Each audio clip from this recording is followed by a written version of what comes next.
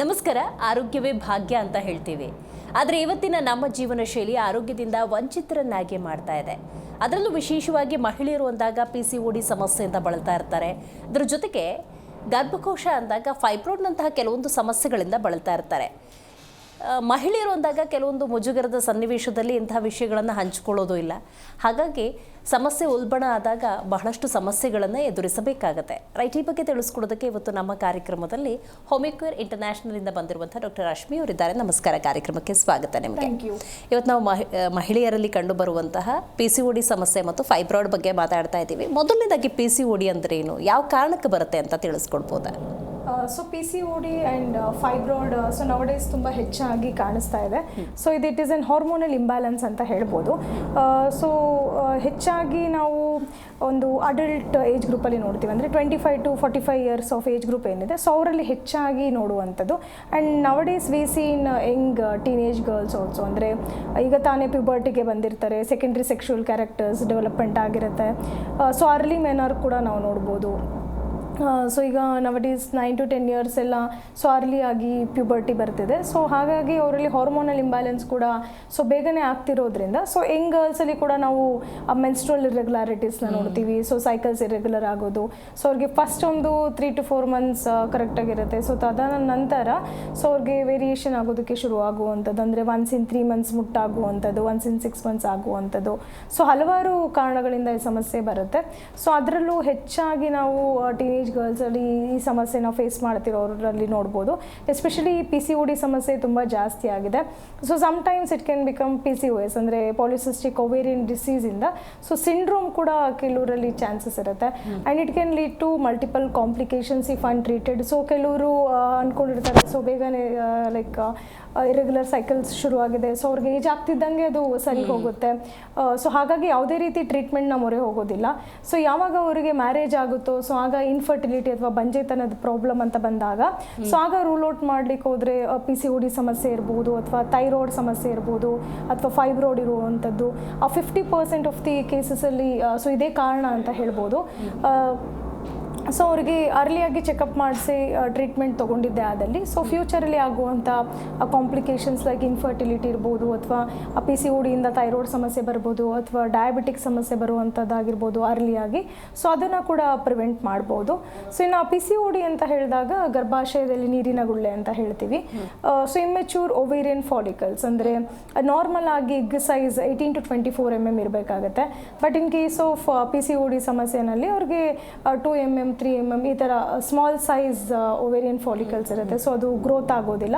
So immature will lead to more of ಒಂದು rupture ಆಗೋದಿಲ್ಲ, ಅಥವಾ ಎಗ್ ಸೈಜ್ ಕಮ್ಮಿ ಇರುತ್ತೆ. ಸೊ ಹಾಗಾಗಿ ಅವ್ರಿಗೆ ಮೆನ್ಸಸ್ ಸೈಕಲ್ ಬರೋದಿಲ್ಲ, ಅಥವಾ ಕನ್ಸೆಪ್ಷನ್ಗೆ ಟ್ರೈ ಮಾಡ್ತಿರ್ತಾರೆ. ಸೊ ಎಗ್ ಪ್ರಾಪರ್ ಸೈಜ್ ಇರಲ್ಲ ಅಂತ ಹೇಳಿದಾಗ ಸೊ ಕನ್ಸೀವ್ ಕೂಡ ಆಗೋದಿಲ್ಲ. ಸೊ ಇದರಿಂದ 3 months ಒನ್ಸ್ ಅಥವಾ 6 months ಒನ್ಸ್ ಮುಟ್ಟಾಗುವಂಥದ್ದು. ಸೊ ಅಥವಾ ಕೆಲವ್ರಿಗೆ ಮೆಡಿಕೇಶನ್ಸ್ ತಗೊಳ್ತಾರೆ. So completely they will be dependent on medications for the menstrual cycle. So ಈ ಮಂತು ಟ್ಯಾಬ್ಲೆಟ್ಸ್ ಅಥವಾ ಹಾರ್ಮೋನಲ್ ಪಿಲ್ಸ್ ತೊಗೊಂಡಾಗ ಸೈಕಲ್ ಆಗುತ್ತೆ. ಸೊ ಅಗೇನ್ ಮತ್ತೆ next month they have to depend. So ಆಗಷ್ಟೇ cycle ಬರ್ತಾ ಇರುತ್ತೆ. And it can grow over, ಅಂದರೆ ಹಲವಾರು ಸಿಮ್ಟಮ್ಸ್ ಕೂಡ ಅದ್ರ ಜೊತೆಗೆ ಕಾಣಿಸ್ಬೋದು.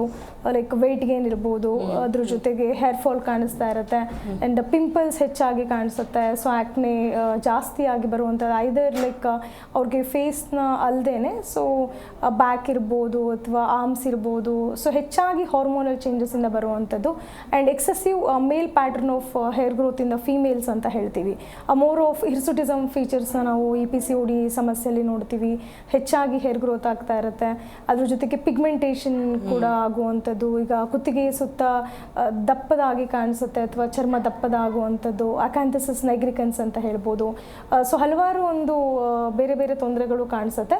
ಸೊ ಇದನ್ನು PCOS ಅಂದರೆ ಪಾಲಿಸಿಸ್ಟಿಕ್ ಓವೇರಿಯನ್ ಸಿಂಡ್ರೋಮ್ ಅಂತ ಹೇಳ್ಬೋದು. ಓಕೆ, ಹಾರ್ಮೋನಲ್ ಇಂಬ್ಯಾಲೆನ್ಸ್ ಒಂದೇ ಕಾರಣನ, ಬೇರೆ ಯಾವುದಾದ್ರೂ ಕಾರಣಗಳಿಂದ ಈ ರೀತಿ PCOS ಸಮಸ್ಯೆಗಳು ಬರಬಹುದಂತೆ? ಯಾಕಂದರೆ ಕೆಲವೊಂದು ಕೇಸ್ಗಳಲ್ಲಿ ಈಗ ನಮ್ಮ ತಾಯಿ ಅಥವಾ ಅವ್ರ ತಾಯಿಗಿತ್ತು, ಆ ಕಾರಣಕ್ಕೆ ಕಂಟಿನ್ಯೂ ಆಗಿದೆ, ಈ ಥರದ್ದು ಏನಾದ್ರು ಚಾನ್ಸಸ್ ಇರ್ತವ?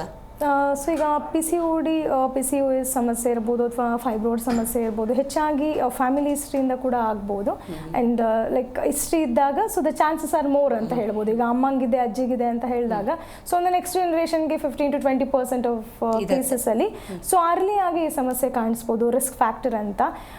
ಸೊ ಅದು ಕೂಡ ಒಂದು. ಆ್ಯಂಡ್ ನವಡೇಸ್ ಲೈಫ್ ಸ್ಟೈಲ್ ಕೂಡ ಒಂದು ಕಾರಣ ಆಗುತ್ತೆ, ಪ್ರಮುಖ ಕಾರಣ ಅಂತಲೇ ಹೇಳ್ಬೋದು. ಬಿಕಾಸ್ ಅರ್ಲಿ ಒಬೇಸಿಟಿನ ನಾವು ನೋಡ್ತಾ ಇದ್ದೀವಿ. ಸೊ ಚೈಲ್ಡ್ಹುಡ್ಡಲ್ಲೇ ಈಗ Young girls are more obeys ಅಂತಲೇ ಹೇಳ್ಬೋದು, because of their life style ಇರ್ಬೋದು. ಸೊ ಯಾವುದೇ ರೀತಿ ಫಿಸಿಕಲ್ ಆ್ಯಕ್ಟಿವಿಟಿ ಇರೋದಿಲ್ಲ. And more of indoor games ಇರುತ್ತೆ ಅದರ್ ದ್ಯಾನ್ ಔಟ್ಡೋರ್ ಗೇಮ್ಸ್. ಅದ್ರ ಜೊತೆಗೆ ಅವ್ರಿಗೆ ಒಂದು ಫುಡ್ ಅಂದರೆ ಸಮತೋಲನ ಆಹಾರ ಇಲ್ಲದೆ ಇದ್ದಾಗ ಸೊ ಹೆಚ್ಚಾಗಿ ಮೈದಾ ಬೇಸ್ಡ್ ಪ್ರಾಡಕ್ಟ್ಸ್ ಇರ್ಬೋದು ಅಥವಾ ಹೈ ಶುಗರಿ ಫುಡ್ ಇರ್ಬೋದು. ಸೊ ಇದರಿಂದ ಆಗಲೇ ಅವರು ಒಬೇಸ್ ಆಗ್ತಾ ಬರ್ತಾರೆ. ಸೊ ಯಾವಾಗ ಅವ್ರು ಒಬೇಸಿಟಿ ಆಗುತ್ತೋ ಹಾರ್ಮೋನಲ್ ಇಂಬ್ಯಾಲೆನ್ಸ್ ದೇಹದಲ್ಲಿ ಶುರು ಆಗುತ್ತೆ. ಸೊ ಅವ್ರಿಗೆ ಲೈಕ್ ಥೈರಾಯ್ಡ್ ಪ್ರಾಬ್ಲಮ್ ಇರ್ಬೋದು, ಅರ್ಲಿಯಾಗಿ ಹೈಪೋಥೈರಾಯ್ಡಿಸಮ್ ಇರ್ಬೋದು. So under production of thyroid hormones ಅಂತ ಹೇಳ್ತೀವಿ. ಸೊ ಆ ಸಮಸ್ಯೆ ಶುರುವಾದಾಗ so because of thyroid they may lead in to P C O D problem, ಅಂದರೆ ಕಾಂಪ್ಲಿಕೇಶನ್ ಆಗಿ ಪಿ ಸಿ ಒ ಡಿ ಕೂಡ ಶುರುವಾಗ್ಬೋದು. ಆ್ಯಂಡ್ ಅರ್ಲಿ ಡಯಾಬಿಟಿಕ್ ಕೂಡ ನಾವು ನೋಡ್ಬೋದು. So nowadays we seeing like 25 to 30 ಇಯರ್ಸಲ್ಲೆಲ್ಲ ಪ್ರೀ ಡಯಾಬಿಟಿಕ್ ಕಂಡೀಷನ್ ಕೂಡ ಒಳಗಾಗಿರ್ತಾರೆ. So because of their excessive weight gain ಅಂತಲೇ ಹೇಳ್ಬೋದು. ಸೊ ಒಬೆಸಿಟಿ ಒಂದು ಪ್ರಮುಖ ಕಾರಣ ಆಗುತ್ತೆ. ಹೆಚ್ಚಾಗಿ ಪಿ ಸಿ ಒ ಡಿ ಇರ್ಬೋದು, ಥೈರಾಯ್ಡ್ ಇರ್ಬೋದು ಅಥವಾ ಫೈಬ್ರಾಯ್ಡ್ ಇರ್ಬೋದು. ಸೊ ಹಾರ್ಮೋನಲ್ ಇಂಬ್ಯಾಲೆನ್ಸ್ಗೆ ಅದು ಒಂದು ಕಾರಣ ಅಂತ ಹೇಳ್ಬೋದು. ಆ್ಯಂಡ್ ಫೀಮೇಲ್ಸಲ್ಲಿ ನೋಡಿದಾಗ ಲಾಟ್ ಆಫ್ ಸ್ಟ್ರೆಸ್, ಟೆನ್ಷನ್, ಒತ್ತಡವಾದ ಜೀವನ ಶೈಲಿ, ಲಾಟ್ ಆಫ್ ಆಂಗ್ಸೈಟಿ ಇಶ್ಯೂಸ್ ಇರ್ಬೋದು. So that again can lead to oestrogen hormones ಒಂದು ಇಂಬ್ಯಾಲೆನ್ಸ್ ಆಗುತ್ತೆ ಹೈ ಪ್ರೊಡಕ್ಷನ್ ಆದಾಗ. ಸೊ ಮತ್ತೆ ಅವ್ರಿಗೆ ವೆಯ್ಟ್ ಗೇನ್ ಆಗುವಂಥದ್ದು ಅಥವಾ ಈ ಥರ ಹಾರ್ಮೋನಲ್ ಚೇಂಜಸ್ ಆದಾಗ ಸೊ ಅವ್ರಿಗೆ ಸೈಕಲ್ಸ್ ರೆಗ್ಯುಲರ್ ಆಗಿ ಬರೋದಿಲ್ಲ. So once in 3 months 6 months. So ಕೆಲವರು ಹಾಗೆ ನೆಗ್ಲೆಕ್ಟ್ ಮಾಡ್ತಾರೆ, ಯಾವುದೇ ರೀತಿ ಪ್ರಿಕಾಷನ್ಸ್ ತಗೊಳ್ಳೋದಿಲ್ಲ, ಲೈಕ್ ಸ್ಕ್ಯಾನಿಂಗ್ ಆಗಲಿ ಅಥವಾ ಯಾವುದೇ ರೀತಿ ಬ್ಲಡ್ ಟೆಸ್ಟ್ ಮಾಡಿಸೋದಿಲ್ಲ. ಸೊ ಹಾಗಾಗಿ ಅದು ಆ ಸ್ಟೇಜ್ನ ಮೀರಿ ಹೋಗ್ಬೋದು. And it can lead to other hormonal imbalance ಅಥವಾ ಫೈಬ್ರಾಯ್ಡ್ ಕೂಡ ಆಗಿರ್ಬೋದು. ಸೊ ಕೆಲವರು ರುಟೀನ್ ಚೆಕಪ್ ಮಾಡಿಸಿದಾಗ ಗೊತ್ತಾಗುತ್ತೆ, ಅಂದರೆ USG ಅಬ್ಡೊಮಿನಲ್ ಪೆಲ್ವಿಸ್ ಅಂತ ಹೇಳ್ತೀವಿ. ಸೊ ಯಾವುದೋ ಕಾರಣಕ್ಕಂತ ಮಾಡಿಸಿರ್ತಾರೆ. ಸೊ ಆಗ ಅವ್ರಿಗೆ ಫೈಬ್ರಾಯ್ಡ್ ಇರ್ಬೋದು, even like small size. So ಕೆಲವ್ರಿಗೆ ಸಿವಿಯರ್ ಸಿಂಪ್ಟಮ್ಸಿಂದ ಕೂಡಿರುತ್ತೆ ಅಂತ ಹೇಳ್ಬೋದು. ಓಕೆ, ಈಗ ಪೀರಿಯಡ್ಸ್ ಇರ್ರೆಗ್ಯುಲರಿಟಿಯಿಂದನೇ ಪಿ ಸಿ ಒ ಡಿ ಇದೆ ಅಂತ ಡಿಸಿಷನಿಗೆ ಬರಬಹುದಂತ. ಯಾಕಂದರೆ ಥೈರಾಯ್ಡ್ ಇದ್ದಾಗಲೂ ಪೀರಿಯಡ್ಸ್ ಇರ್ರೆಗ್ಯುಲರಿಟಿ ಇರುತ್ತೆ ಅಥವಾ ಹೇರ್ ಫಾಲ್ ಅನ್ನೋದು ಇದ್ದೇ ಇರುತ್ತೆ. ಅಂದರೆ ಸಿಂಪ್ಟಮ್ಸ್ ಸಿಮಿಲರ್ ಇರೋದ್ರಿಂದಾಗಿ ಸ್ವಲ್ಪ ಕನ್ಫ್ಯೂಷನ್ ಡೆಫಿನೆಟ್ಲಿ ಇದ್ದೇ ಇರುತ್ತಲ್ಲ. ಸೊ ಅದನ್ನ ನಾವು ಹೆಂಗೆ ರೆಕ್ಟಿಫೈ ಮಾಡ್ಕೋಬೇಕು ಅಂತ ಹೇಳಿ. ಸೊ ಈಗ ಮೋಸ್ಟ್ ಆಫ್ ದಿ ಕೇಸಸಲ್ಲಿ quite confusing, because same symptoms ಇರುತ್ತೆ, like P C O D ಇರ್ಬೋದು ಅಥವಾ ಥೈರಾಯ್ಡ್ ಸಮಸ್ಯೆಗಾಗಿರ್ಬೋದು. ಸೊ ಎರಡರಲ್ಲೂ ಕೂಡ ದೇಹದ ತೂಕ ಅತಿ ಹೆಚ್ಚಾಗುತ್ತೆ. ಸೊ ಕ್ಯಾಸ್ದವರಲ್ಲಿ ನಾರ್ಮಲ್ ಡಯಟ್ ಇದೆ, ಎಕ್ಸಸೈಸ್ ಇದೆ ಅಂದರೂ ಕೂಡ ಆಸ್ ಆಫ್ ಎ ಸಡನ್ ಅವರು ವೆಯ್ಟ್ ಪುಟ್ ಆನ್ ಆಗ್ತಾರೆ. 3 to 5 kg ಸಡನ್ ಆಗಿ ವೆಯ್ಟ್ ಗೇನ್ ಆಗ್ಬೋದು ವಿತಿನ್ 2 months ಆಫ್ ಪೀರಿಯಡಲ್ಲಿ. ಸೊ ಲಾಂಗ್ ವಿತ್ ದಟ್ ಅವರ ಪಿಗ್ಮೆಂಟೇಷನ್ ಇರ್ಬೋದು ಫೇಸಲ್ಲಿ, ಅಥವಾ ಆ male pattern of hair growth ಅಂತ ಹೇಳ್ತೀವಿ, ಹಿರ್ಸುಟಿಸಮ್ ಫೀಚರ್ಸ್ ಕಾಣಿಸುತ್ತೆ, ಅಥವಾ ವಾಯ್ಸಲ್ಲಿ ಒಂದು ಗಡಸುತನ ಕಾಣಿಸುವಂಥದ್ದು ಫೀಮೇಲ್ಸಲ್ಲಿ ವಾಯ್ಸ್ ಚೇಂಜಸ್ ಆಗ್ತಾ ಇರುತ್ತೆ. ಸೊ ಇನ್ನು ಥೈರಾಯ್ಡ್ ಅಂದಾಗ ಸೊ ಕೆಲವ್ರಿಗೆ ಕುತ್ತಿಗೆ ಮುಂಭಾಗದಲ್ಲಿ ಸೊ ಎಂಗಾರ್ಜ್ಮೆಂಟ್ ಅಂತ ಹೇಳ್ತೀವಿ, ಸೊ ಗ್ಲ್ಯಾಂಡ್ ಉಬ್ಬಿದಾಗೆ ಕಾಣಿಸುವಂಥದ್ದು.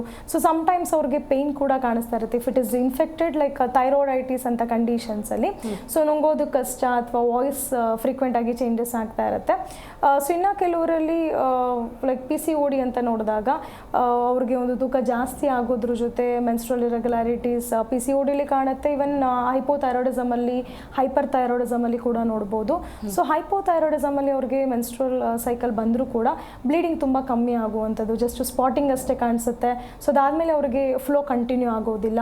ಸೊ ಹಾಗೆ ಪಿ ಸಿ ಒ ಡಿನಲ್ಲಿ ಕೂಡ ಕೆಲವರಿಗೆ ಸ್ಪಾಟಿಂಗ್ ಅಷ್ಟೇ ಕಾಣಿಸ್ಕೊಳ್ಳುವಂಥದ್ದು, ಅಥವಾ ಸೊ ಸಮ್ಟೈಮ್ಸ್ ಅವ್ರ ಮೆಡಿಕೇಶನ್ಸ್ ತೊಗೊಂಡಾಗ ಫ್ಲೋ ಇರುತ್ತೆ. So in some cases P C O ಡಿನಲ್ಲಿ ಹೆವಿ ಫ್ಲೋನ ಕೂಡ ನಾವು ನೋಡ್ಬೋದು.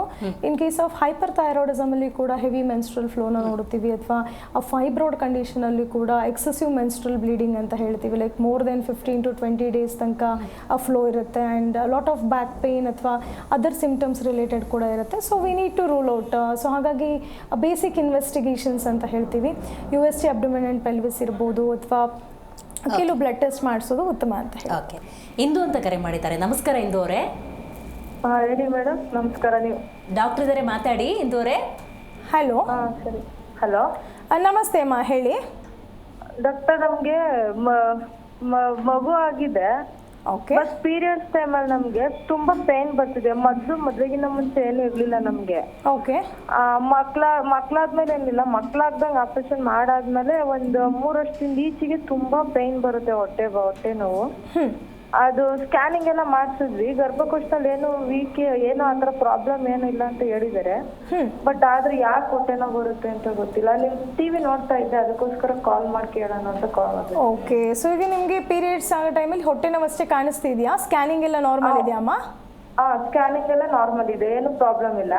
ಓಕೆ. ಪೀರಿಯಡ್ಸ್ ಆದಾಗ ಮಾತ್ರ ಪೇನ್ ಬರುತ್ತೆ. ಓಕೆ. ನೋಡಿ, ಇವಾಗ ನೀವು ಪೀರಿಯಡ್ಸ್ ಆದಾಗ ಅಷ್ಟೇ ಪೇಯ್ನ್ ಬರುತ್ತೆ ಅಂತ ಹೇಳ್ತಿದ್ದೀರಾ. ಸೊ ಹಲವಾರು ಕಾರಣಗಳಿರುತ್ತೆ. ಸೊ ಹಾರ್ಮೋನಲ್ ಇಂಬ್ಯಾಲೆನ್ಸಿಂದ ಕೂಡ ಆಗಿರುತ್ತೆ. ಎಸ್ಪೆಷಲಿ ಸೊ ಹೆಚ್ಚಾಗಿ ಡಿಸ್ಮೆನೋರಿಯಾ ಕಂಡೀಷನ್ಸ್ ಅಂತ ಹೇಳ್ತೀವಿ. ಸೊ ಕೆಲವ್ರಿಗೆ ಪ್ರೀ ಮೆನ್ಸ್ಟ್ರುವಲ್ ಸಿಂಪ್ಟಮ್ಸ್ ಅಂದರೆ ನಿಮಗೆ ಬಿಫೋರ್ ಸೈಕಲ್ ಶುರುವಾಗಕ್ಕೆ ಮುಂಚೆ ಕೂಡ ಸೊ ಕಾಲಲ್ಲಿ ಕ್ರ್ಯಾಂಪ್ಸ್ ಆಗುವಂಥದ್ದು, ಹೊಟ್ಟೆ ನೋವು ಬರುವಂಥದ್ದು ಅಥವಾ ತಲೆನೋವು ಬರುವಂಥದ್ದು. ಸೊ ಇದೆಲ್ಲ ಕ್ವೈಟ್ ಕಾಮನ್ ಆಗಿ ಕಾಣಿಸ್ಕೊಳ್ಳುವಂಥದ್ದು. ಸೊ ಇನ್ನು ಕೆಲವರಲ್ಲಿ ಲೈಕ್ ಹಾರ್ಮೋನಲ್ ಇಂಬ್ಯಾಲೆನ್ಸ್ ಇದ್ದಾಗ ಅಥವಾ ಪ್ರೋಸ್ಟೋಗ್ಲ್ಯಾಂಡಿನ್ಸ್ ಅಥವಾ ಸೊ ಕೆಲವು ಹಾರ್ಮೋನ್ಸ್ ರಿಲೀಸ್ ಆಗದೆ ಇದ್ದಾಗಲೂ ಕೂಡ ಸೊ ನಿಮಗೆ ಸಿವಿಯರ್ ಪೇನ್ ಅಬ್ಡಮನ್ ಕೂಡ ಬರ್ಬೋದು. ಸೊ ಅದರಲ್ಲಿ ಡಿಸ್ಮೆನೋರಿಯಾ ಯಾಕೆ ಆಗ್ತಿದೆ? So whether it is membranous ಡಿಸ್ಮೆನೋರಿಯಾನ ಅಥವಾ ಏನೋ ಕೆಲವ್ರಿಗೆ ಸ್ಪ್ಯಾಸ್ಮೋಡಿಕ್ ಕಂಡೀಷನ್ ಅಂದರೆ ಸಡನ್ ಆಗಿ ಬರುವಂಥದ್ದು, ಸೊ ಈಗೇನು ಮತ್ತೆ ಕಮ್ಮಿ ಆಗುವಂಥದ್ದು, ಸೊ ಯಾವ ಕಾರಣದಿಂದ ಆಗ್ತಿದೆ ಅಂತ ಸೊ ಆಫ್ಟರ್ ಒಂದು ಕಂಪ್ಲೀಟ್ ಕೇಸ್ ಟೇಕಿಂಗ್ ನಂತರ ಗೊತ್ತಾಗುವಂಥದ್ದು. So if needed further investigation ಕೂಡ ಮಾಡಿಸ್ಬೇಕಾಗತ್ತೆ. ಸೊ ಒಂದ್ಸರಿ ನೀವು ನಿಮ್ಮ ಪ್ರೀವಿಯಸ್ ರಿಪೋರ್ಟ್ಸ್ ಜೊತೆ ನಿಯರೆಸ್ಟ್ ಬ್ರಾಂಚಿಗೆ ವಿಸಿಟ್ ಮಾಡಿ ಖಂಡಿತ ಸೂಕ್ತ ಪರಿಹಾರವನ್ನು ತಿಳಿಸ್ಕೊಡ್ಬೋದು.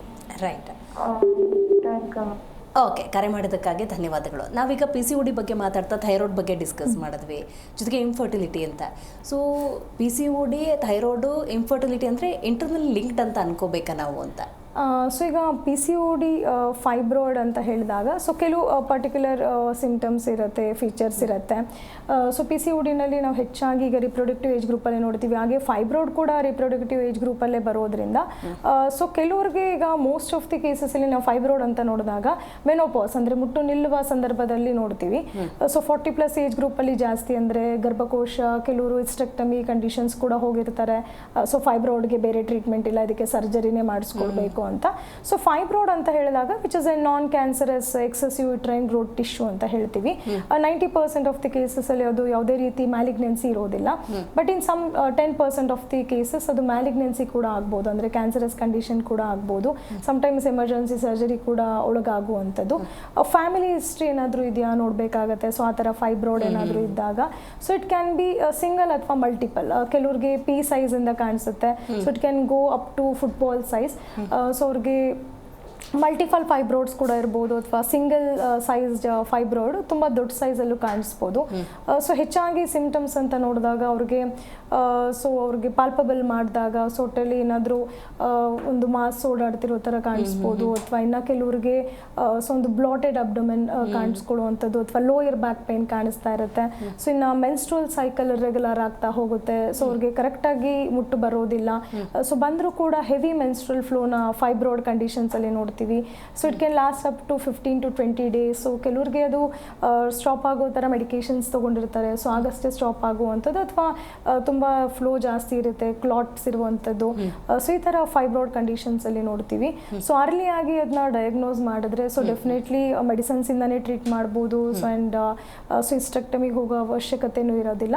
But some conditions like surgery ಕೂಡ ಹೋಗಬೇಕಾಗತ್ತೆ if it is cancerous. So ಆಗ ಅದು ಎಮರ್ಜೆನ್ಸಿ ಪ್ರೊಸೀಜರ್ ಅಂತ ಕೂಡ ಹೇಳ್ಬೋದು. ಕಾಮನ್ ಸಿಂಪ್ಟಮ್ಸ್ ಅಂತ ಹೇಳಿದ್ರೆ ಇಲ್ಲಿ ಪೀರಿಯಡ್ಸ್ ಇರ್ರೆಗ್ಯುಲಾರಿಟಿ ಅಂತ ಹೇಳಿ ಇವಾಗಲೇ ಉಲ್ಲೇಖ ಮಾಡ್ತಾ ಇದ್ರೆ ಅಂದರೆ 2 months 3 months ಒಂದ್ಸತಿ ಪೀರಿಯಡ್ಸ್ ಆಗ್ಬೋದು ಅಂತ. ಪ್ರಿಪೋನ್ ಚಾನ್ಸಸ್ ಇರುತ್ತಾ? ಅಂದರೆ 15-20 ದಿವಸಕ್ಕೆ ಪೀರಿಯಡ್ಸ್ ಬರೋದು ಈ ಥರದ್ದು ಏನಾದ್ರು ಇರುತ್ತಾ?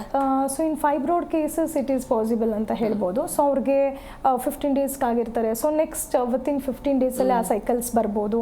ಸೊ ಕೆಲವ್ರಿಗೆ spotting throughout the month continue ಇರುತ್ತೆ. ಸೊ ಇನ್ನು ಕೆಲವ್ರಿಗೆ ಹೆವಿ ಫ್ಲೋ ಕೂಡ ಇರ್ಬೋದು. ಸೊ ಇದರಿಂದ ಅವರು ಅನಿಮಿಕ್ ಆಗ್ತಾ ಬರ್ತಾರೆ, ಅಂದರೆ ರಕ್ತಹೀನತೆಗೆ ಒಳಗಾಗ್ತಾರೆ.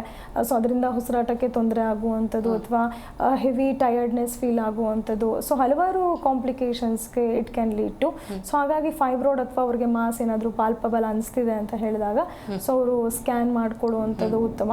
ಅಥವಾ ಫ್ಯಾಮಿಲಿ ಹಿಸ್ಟ್ರಿ ಇದೆ ಫೈಬ್ರಾಯ್ಡ್, ಮೋಸ್ಟ್ ಆಫ್ ದಿ ಕೇಸಸಲ್ಲಿ ನಾವು ಫೈಬ್ರಾಯ್ಡ್ ಅಂತ ನೋಡಿದಾಗ ಫ್ಯಾಮಿಲಿ ಹಿಸ್ಟ್ರಿ ಕೂಡ ಹೆಚ್ಚಾಗಿ ಇರುತ್ತೆ. ಅಥವಾ family history of CA of uterus ಇದ್ದಾಗ ಸೊ ಅವರು ತುಂಬ ಕೇರ್ಫುಲ್ ಆಗಿರಬೇಕಾಗತ್ತೆ. ಸೊ ಅರ್ಲಿಯಾಗಿ ಎಕ್ಸಾಮಿನೇಷನ್ ಮಾಡ್ಕೊಳ್ಳುವಂಥದ್ದು, ಸೊ ಅದಕ್ಕಾಗಿ ಮೆಡಿಸಿನ್ಸ್ ತಗೊಳ್ಳುವಂಥದ್ದು. ಸೊ ಅದು ಗ್ರ್ಯಾಜುವಲಿ ಮೆಡಿಸಿನ್ಸಿಂದ ಕಮ್ಮಿ ಆಗ್ತಾ ಬರುತ್ತೆ size. And in some cases ಅದು ಮ್ಯಾಲಿಗ್ನೆನ್ಸಿ ಆಗ್ತಿದೆ, ತುಂಬ ದೊಡ್ಡದಿದೆ ಸೈಜು ಅಂತ ಹೇಳಿದಾಗ ಸೊ ಅವರು ಆ ಪ್ರೊಸೀಜರ್ಗೆ ಹೋಗೋದು ಉತ್ತಮ ಅಂತ ಹೇಳ್ಬೋದು. ಈಗ ಫೈಬ್ರಾಯ್ಡ್ ಅಂದಾಗ ಗರ್ಭ ಧರಿಸೋದಕ್ಕೆ ಏನಾದರೂ ಸಮಸ್ಯೆಯನ್ನು ತಂದೊಡ್ಡುತ್ತಾ? ಯಾಕೆಂದರೆ ಹಲವರು ಫೈಬ್ರಾಯ್ಡ್ ಇತ್ತು, ಪ್ರೆಗ್ನೆಂಟು ಇದ್ದೀನಿ, ಈ ಥರದ ಕೇಸಸ್ಸು ನೋಡ್ತೀವಲ್ಲ, ಮತ್ತು ಗರ್ಭದಲ್ಲಿರುವಂಥ ಮಗುಗೆ ಎಷ್ಟರ ಮಟ್ಟಿಗೆ ಏನಾದ್ರು ತೊಂದರೆ ಮಾಡುತ್ತಾ ಅಥವಾ ಸರಾಗವಾದಂತಹ ಗರ್ಭಧಾರಣೆ ಸಾಧ್ಯನಾ? ನೀವು ಹೇಳ್ದಂಗೆ ಮೋಸ್ಟ್ ಆಫ್ ದಿ ಕೇಸಸಲ್ಲಿ ಇದು ಕೂಡ ಪಾಸಿಬಲ್ ಇರುತ್ತೆ. ಸೊ ಒಂದು ಕಡೆ ಫೈಬ್ರಾಯ್ಡ್ ಇರುತ್ತೆ ಅವ್ರಿಗೆ, ಸೊ ಒಂದು ಕಡೆ ಬೇಬಿ ಗ್ರೋತ್ ಕೂಡ ಆಗ್ತಾ ಇರುತ್ತೆ. ಸೊ ಬಿಕಾಸ್ ಬೇಬಿ ಗ್ರೋತು ಇರುತ್ತೆ ಅಥವಾ ಫೈಬ್ರಾಯ್ಡ್ ಇದ್ದಾಗ ಬ್ಲಡ್ ಸಪ್ಲೈ ತುಂಬ ಜಾಸ್ತಿ ಇರುತ್ತೆ ಅವರಿಗೆ. So fibroid can go size ಅಂದರೆ ವೆರಿ ಫಾಸ್ಟಾಗಿ ಕೂಡ ಗ್ರೋ ಆಗ್ಬೋದು. And it can lead to spontaneous abortion, ಅಂದರೆ ಮಗು ಗ್ರೋತ್ ಆಗೋಕ್ಕೆ ಚಾನ್ಸಸ್ ಕಮ್ಮಿ ಅಥವಾ ಪ್ರಿಮೆಚೂರ್ ಡೆಲಿವರಿ ಆಗ್ಬೋದು. ಈಗಿನ it depends on the size ಅಥವಾ ಲೊಕೇಶನ್ ಆಫ್ ಫೈಬ್ರಾಯ್ಡ್ ಅಂತ ಹೇಳ್ಬೋದು. ಸೊ ಕೆಲವ್ರಿಗೆ ಇಂಟ್ರಾಮ್ಯೂರಲ್ ಇರುತ್ತೆ, ಸಬ್ಸಿರೋಸಲ್, ಪೋಸ್ಟೀರಿಯರ್ ಅಥವಾ anterior. So in some cases so ಅವ್ರಿಗೆ ಅಬೋರ್ಷನ್ ಆಗೋ ಚಾನ್ಸಸ್ ಇರುತ್ತೆ. ಅಥವಾ ಇನ್ನು ಕೆಲವ್ರಿಗೆ ಪ್ರಿಮೆಚೂರ್ ಡೆಲಿವರಿ ಅಥವಾ C-section possibilities R more. So ಹಾಗಾಗಿ ಅವರು ಬಿಫೋರ್ ಗೋಯಿಂಗ್ ಫಾರ್ ಅದೇ ಕನ್ಸೆಪ್ಷನ್ ಹೋಗೋಕ್ಕೆ ಮುಂಚೆ ಸೊ ಇದನ್ನೆಲ್ಲ ಸೊ ಒಂದ್ಸರಿ ಪ್ರೀವಿಯಸ್ಲಿ ಚೆಕ್ ಮಾಡುವಂಥದ್ದು. ಸೊ ವೆದರ್ ಅವ್ರಿಗೆ ಥೈರಾಯ್ಡ್ ಇದೆಯಾ ಅಥವಾ ಹಿಮೋಗ್ಲೋಬಿನ್ ನಾರ್ಮಲ್ ಇದೆಯಾ, ಶುಗರ್ ಕಂಟ್ರೋಲ್ ಇರೋದೆಯಾ. So before planning for conception so primary health checkup ಅಂತ ಹೇಳ್ತೀವಿ. ಸೊ ಇದೆಲ್ಲ ಮಾಡ್ಕೊಳ್ಳೋದು ಉತ್ತಮ ಅಂತ ಹೇಳ್ಬೋದು. ಸೊ ಬಿಕಾಸ್ ಅವ್ರಿಗೆ throughout the pregnancy complications ಕೂಡ ಪಾಸಿಬಿಲಿಟೀಸ್ ಕಮ್ಮಿ ಇರುತ್ತೆ. ಸೊ ಇಲ್ಲ ಅಂತ ಹೇಳಿದಾಗ ಸೊ ಅವ್ರಿಗೆ ಪ್ರೆಗ್ನೆನ್ಸಿನಲ್ಲಿ ಇನ್ ಕೇಸ್ ಆಫ್ ಥೈರಾಯ್ಡ್ ಇದೆ, ಸೊ ಆಗಲೂ ಕೂಡ ಮಗು ಹಾರ್ಟ್ ಬೀಟ್ ಬರೋದಿಲ್ಲ. ಸೊ ರಿಪೀಟೆಡ್ ಅಬೋರ್ಷನ್ಸ್ನ ನಾವು ನೋಡ್ತೀವಿ, ಎಸ್ಪೆಷಲಿ ಹೈಪರ್ ಥೈರಾಯ್ಡಿಸಮಲ್ಲಿ. ಸೊ ಅಥವಾ ಮಗು ಗ್ರೋ ಆಗೋದಿಲ್ಲ.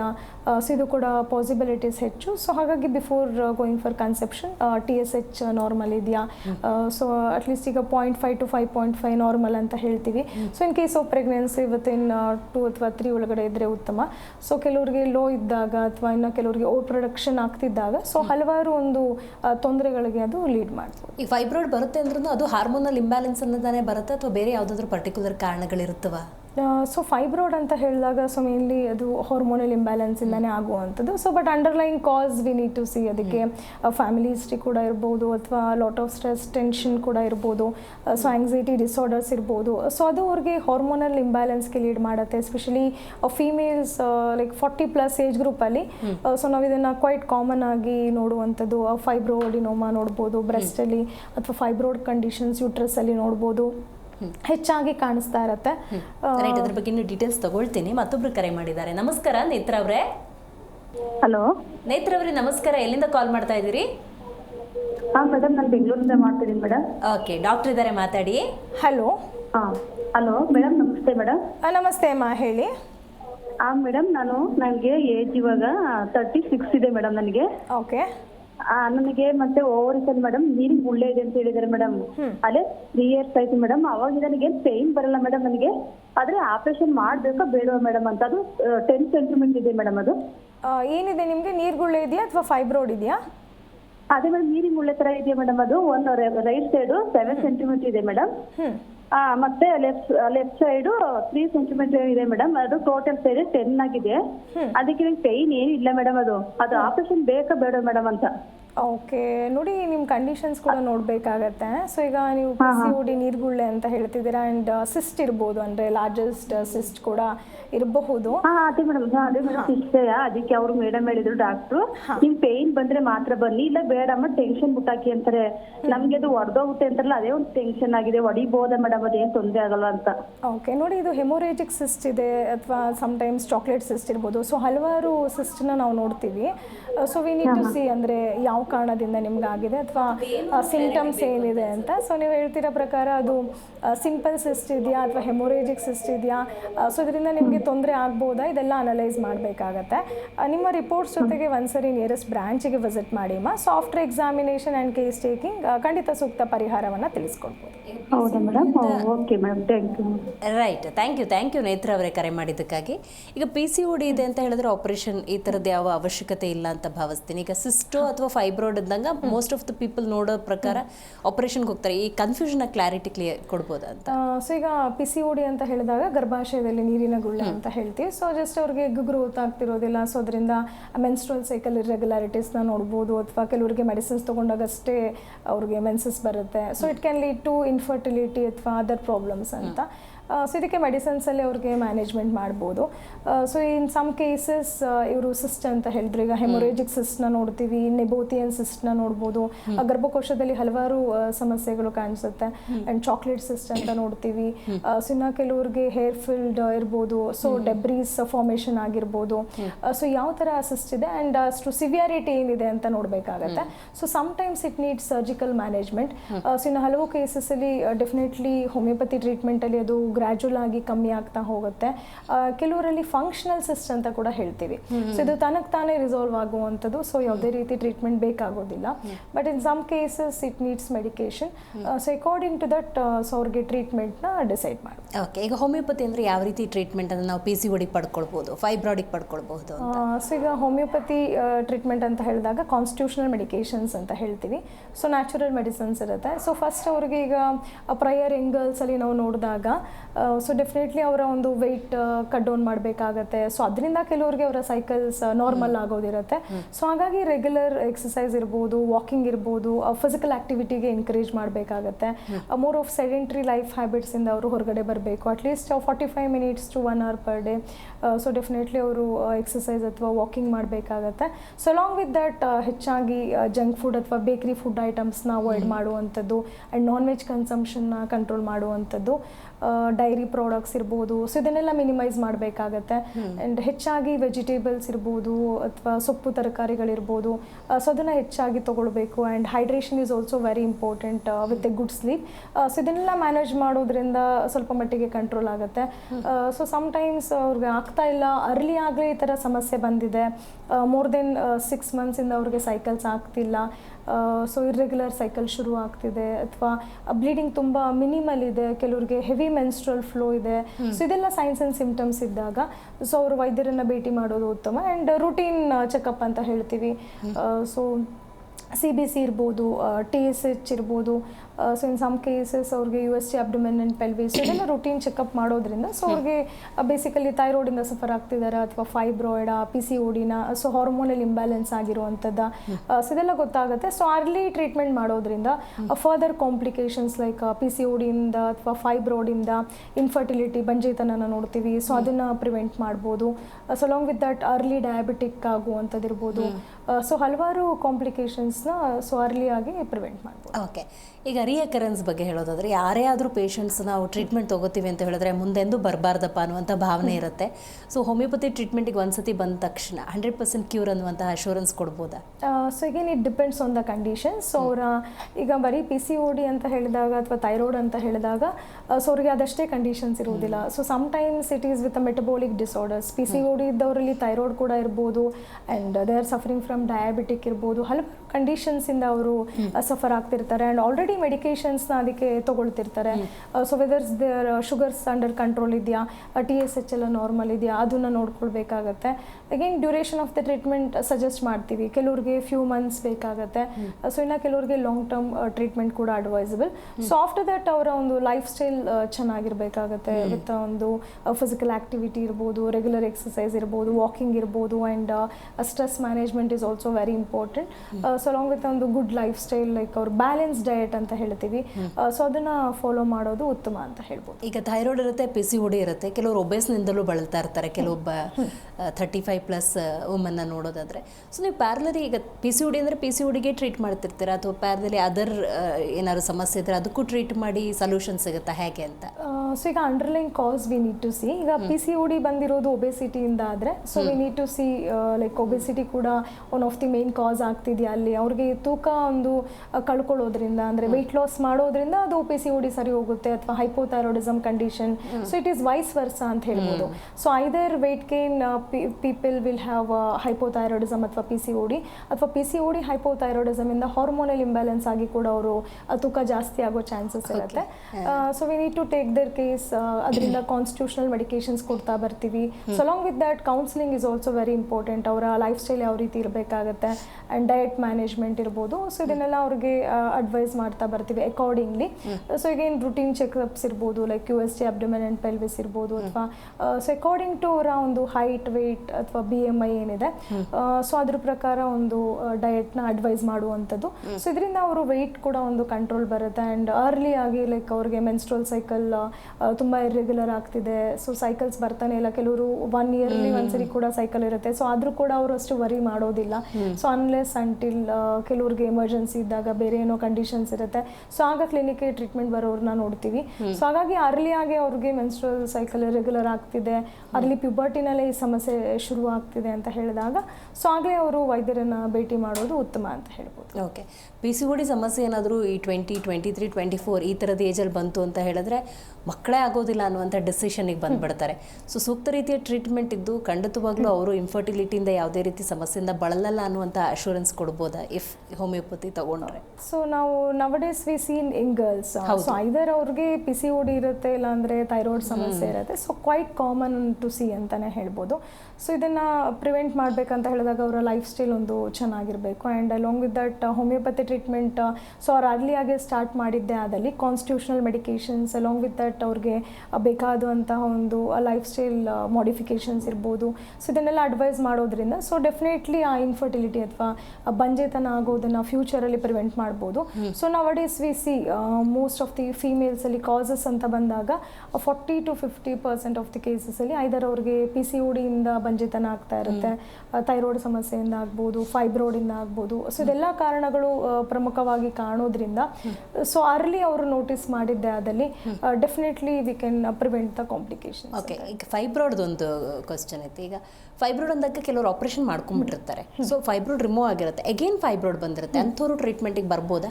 ಖಂಡಿತ ನೀವು ಹೇಳಿದಾಗೆ ಸೊ ಕೆಲವರಿಗೆ ಮಲ್ಟಿಪಲ್ ಫೈಬ್ರಾಯ್ಡ್ಸ್ ಇರುತ್ತೆ, ಅದು ಸ್ಮಾಲ್ ಸೈಜ್ ಅಥವಾ ಶಿಸ್ಲಿಂಗ್ ಫೈಬ್ರಾಯ್ಡ್ಸ್ ಅಂತ ಹೇಳ್ತೀವಿ. ಮಲ್ಟಿಪಲ್ ಇದ್ದಾಗ ಕೆಲವರು ಲ್ಯಾಪ್ರೋಸ್ಕೋಪಿ ಮೊರೆ ಹೋಗ್ತಾರೆ ಅಥವಾ ಹಲವಾರು ಟ್ರೀಟ್ಮೆಂಟ್ ಮಾಡ್ಕೊಳ್ತಾರೆ. ಸೊ ಆ ತಕ್ಷಣಕ್ಕೆ ಅದು ರಿಮೂವ್ ಆಗಿರುತ್ತೆ. So again it can come back because ಅವರಲ್ಲಿ ಆ ಟೆಂಡೆನ್ಸಿ ಇದೆ ಅಂತ ಹೇಳಿದಾಗ ಸೊ ಮತ್ತೆ ರೆಕರೆನ್ಸಿ ಚಾನ್ಸಸ್ ಇರುತ್ತೆ. ಸೊ ಅಂಥವರು ಕೂಡ ಹೋಮಿಯೋಪತಿ ಮೆಡಿಸಿನ್ಸ್ನ ತಗೊಳ್ಬೋದು. ಸೊ ಕಾನ್ಸ್ಟಿಟ್ಯೂಷನಲ್ ಮೆಡಿಕೇಶನ್ಸ್ ಕೊಡೋದ್ರಿಂದ ಫರ್ದರ್ ರೆಕರೆನ್ಸಿನ ಕೂಡ ಅವಾಯ್ಡ್ ಮಾಡ್ಬೋದು. ರೈಟ್. ಜಿ ಕನ್ನಡ ನ್ಯೂಸ್ ಈಗ ನಿಮ್ಮ ಮನೆಯಲ್ಲೇ ನೋಡಿ, ಎಲ್ಲ ಕೇಬಲ್ಗಳಲ್ಲಿ ಈಗ ಲಭ್ಯ.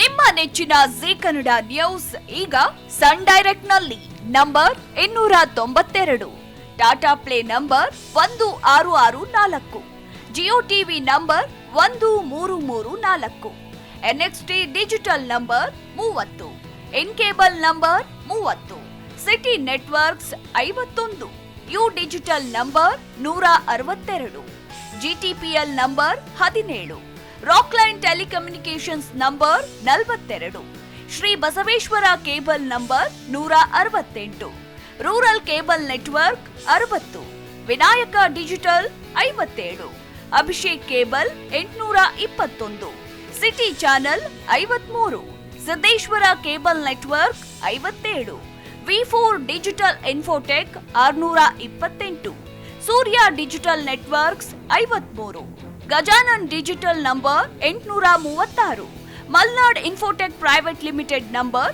56, Metrocast number 830, Victory Digital number 167ರಲ್ಲಿ ನೋಡಿ ಆನಂದಿಸಿ.